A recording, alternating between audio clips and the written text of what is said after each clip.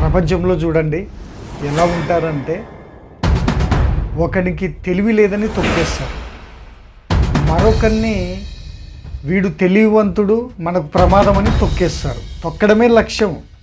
అది ఏ రంగమైనా తీసుకోండి, రాజకీయ రంగం కావచ్చు, ఆర్థిక రంగం కావచ్చు, సినిమా రంగం కావచ్చు, క్రీడా రంగం కావచ్చు, విజ్ఞాన రంగం కావచ్చు, ఏ రంగమైనా తొక్కడమే లక్ష్యం.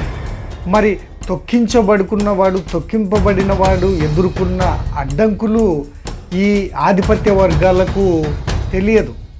వారు మహా అయితే సానుభూతి చూపుతారు. మరి అనుభూతి ఎవరికి ఉంటుంది అంటే, తొక్కించబడుకున్న వానికి ఆ అనుభూతి అనేటువంటిది ఉంటుంది. There is lot of difference between logic and emotions. మరి మనము ఏ విధంగా సమాజంలో ఉంటున్నాము, మనము ఎక్కడ తొక్కబడుతున్నారు, ఎక్కడ ఈ యొక్క విజ్ఞానాన్ని అణిచివేయబడుతున్నారు, అక్కడల్లా మనము చాలా యాక్టివ్గా అబ్జర్వ్ చేసుకుంటూ ముందుకెళ్తూ ఉండాలి.